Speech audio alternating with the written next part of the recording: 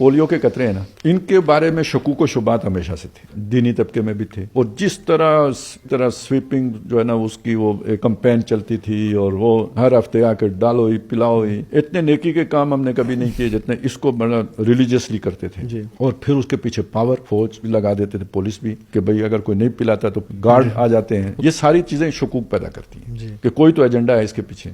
अब ये जो लीक्स आई हैं तो या फाइल्स जो रिलीज हुई हैं, तो इसमें ये बात भी आई है कि वो जो एप्स्टीन है ना, वो उसने ये कहा है उस बिल गेट से कि आप जो है ना वहां पे पोलियो के लिए, इमरान बहुत मुअस्सर आदमी है, केपीके में रेजिस्टेंस है तो उसकी मदद हासिल करो, उसे कायल करो, वो अगर मदद करेगा तो ये आसान हो जाएगा। वो दुनिया के बच्चों के बारे में इतना फिक्रमंद है और वो भी मुसलमानों के बच्चों के बारे में इतना फिक्रमंद है। अब इसके साथ एक और चीज भी है, वो भी अभी लोगों के सामने उस तरह नहीं आई है। इसका एक और मंसूबा भी था, आला इंसानी नस्ल तैयार करना, जेनेटिकली बेहतरीन इंसान बनाना। अब आप ये देखें ना, साइंस यहाँ तो पहुंची हुई है ना। आपने एक अच्छी गाय बना ली है या नहीं बना ली? आप क्रॉप्स में अच्छी अच्छी जो है ना वो बीज लेके आ गए या नहीं आए? ये सब जेनेटिकल इंजीनियरिंग की मदद से हुआ है ना। तो ये इंसानों में नहीं हो सकता क्या?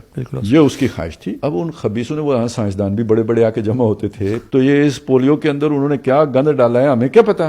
या तो नस्ल आला करने के लिए या नस्ल खराब करने के लिए। ये नस्ल खराब करने का आता है ना, वाइजा तवल्ला साफिल अर्द युफ्सिदा फिहा व योलिकल हर्स व नस्ल। ऐसे लोग भी उस वक्त भी थे, तो अब तो साइंटिफिकली वो काम होगा। अब आपकी रियासत मेरी ये बात समझ के छोड़ देंगे? नहीं छोड़ेंगे, और जोर से पिलाएंगे। अब अगर मुझे ये शऊर भी है और फिर मेरे बच्चे को मेरे सामने या मेरे पोते को पिलाया भी जा रहा है, तो अब आपको वो, मुझे बनी इसराइल जो फिरौन के दौर में जिनका बच्चे ज़बा हो रहे थे, मेरी फीलिंग और उनकी फीलिंग में कोई फर्क होगा क्या? तो अब क्या शायद मुझे बचा सकती? वो तो पूरा शैतानी एजेंडा आ रहा है मेरे घर। देखें शैतान को अल्लाह ने क्या क्या छूट दी। असल में मुझे वहीं से वो उधर गया ना मैं, कि वस्तफ़ज़िज़ मन इस्ताता मिनहुम बिसौतिका व अजलिब अलैहिम बिखैलिका व रजलिका व शारिकहुम फिल अमवाल वल औलाद। ये औलाद में पार्टनरशिप शैतान की करने के तरीके भी तो हो सकते हैं। देखिए ना, उसने कम्युनिकेट करना है। कोई रिसिपिएंट अंदर पहले से मौजूद होगा तो वो कम्युनिकेट करेगा ना। कोई नुतफ़ा हराम होगा या लुकमा हराम होगा तो उसकी कम्युनिकेशन होगी ना। कुरान मेरे साथ कम्युनिकेट करेगा ना, अगर मेरे अंदर रिसिपिएंट होगा तो। नहीं होगा तो अलग से ऊपर रहेगा। तो शैतान का वसवसे के लिए भी तो कोई अंदर रिसिपिएंट होना चाहिए ना। इस हद तक शैतान को अल्लाह ने छूट दी हुई है, तो उसके जो अहलकार हैं वो उसमें कहां तक चले गए हैं। लेकिन अगली आयत क्या है? इन्ना इबादी लैसा लका अलैहिम बिसुल्तान,